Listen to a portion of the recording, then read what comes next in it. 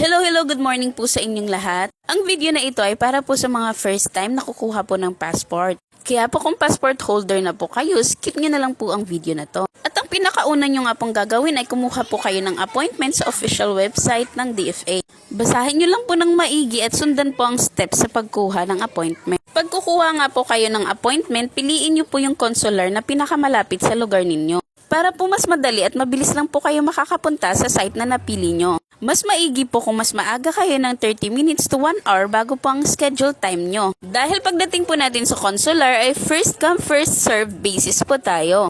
Kinakailangan po na pagdating natin sa site ay nakaready na po ang mga original at xerox copy ng mga documents po natin. Pag pinapasok na po tayo sa loob ay una po nating pupuntahan ang information desk. Hihingin po nila ang inyong online application form para i-verify. Siguraduhin nyo pong nalagyan nila ng stamp bago po kayo pumunta sa processing. Sa processing naman po ay kukunin nila ang mga original at xerox copy ng mga documents nyo bago po kayo pupunta sa encoding.